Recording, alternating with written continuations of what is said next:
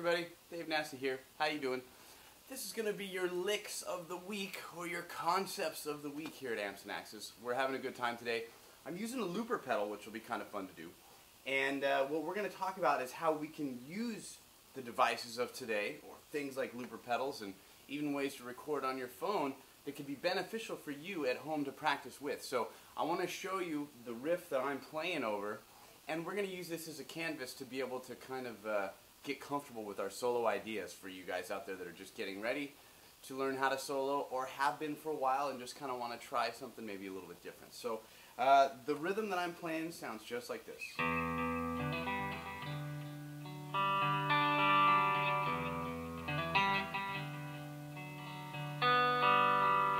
Now I'm thinking E minor.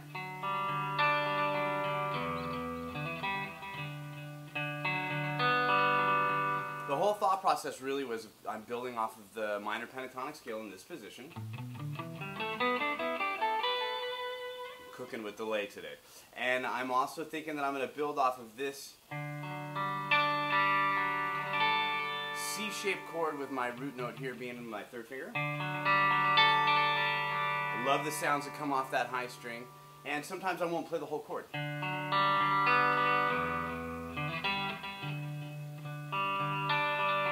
But the point is, we're just having a nice, easy progression that we could loop over and that we could solo over. And there is nothing better than learning how to do these things than jamming along with some sort of a backing track, and it's even better if it's yourself that could be playing it. So this is what we want to think about.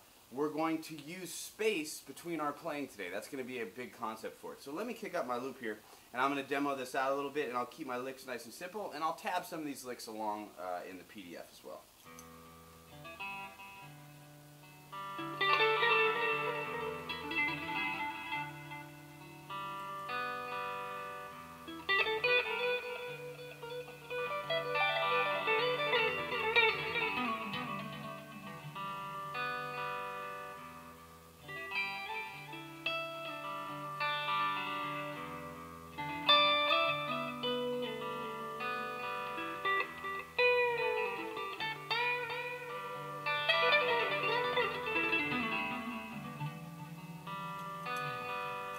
So you kind of get this Planet Caravan kind of effect, right? But the idea is that I'm going to use a little bit of delay, and I'm going to use a little bit of effect, and it's going to make me focus on my tone and things like that that I would maybe not typically think of if I'm just sitting and playing scales and going through things of this nature.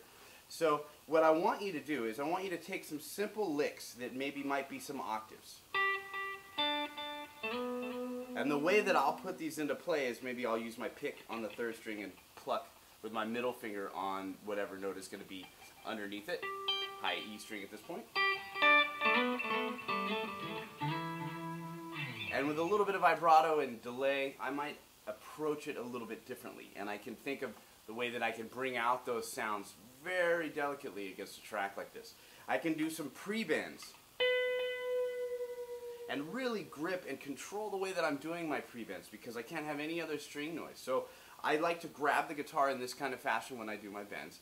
I've got my first finger tilted here to be able to block the fourth string, so when I come off, I'm not going to have a popping noise, you know, off of that G string. So I'm dampening a little bit there. I've got my middle finger to help out that finger as I bend, and I can pre-bend that guy, as I said, or a ghost bend oftentimes referred to. Haunting. But with a little bit of delay, it's cool. And we're just taking a simple track. I mean, you don't have to do anything too complicated.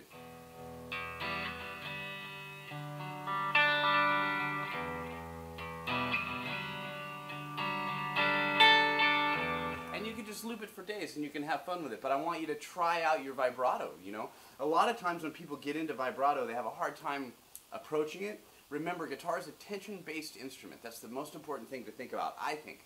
And when I manipulate it, or if I pull down, in this case, I'm going to let it come back on its own. I'm not going to force it back. I feel as though it's almost maybe pivoting from this point in my hand, or thinking that there's a string maybe pulling on my hand this way. And I can keep kind of a wide vibrato that will refine itself over time. If your thumb is low, oftentimes you may bend from here. or try your vibrato from this point in your finger, and that might not let you get back to what is a natural note and keep that really even, smooth pitch.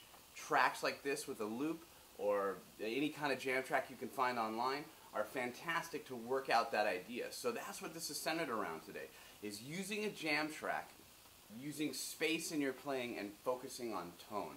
Focusing on the way that you do your vibrato, maybe the way that you could do some of your bends. How we can take octaves to outline the pentatonic scale. I can grace or slide into so many notes, approach notes. That's a lesson in itself. Listen to how I could use sliding into every note. If I use that as my scale guideline, I'm sliding in before every note of the pentatonic scale. I could come from the other direction. And I could use that with a little bit of rhythm, and I can have many licks. I can create all the licks I want.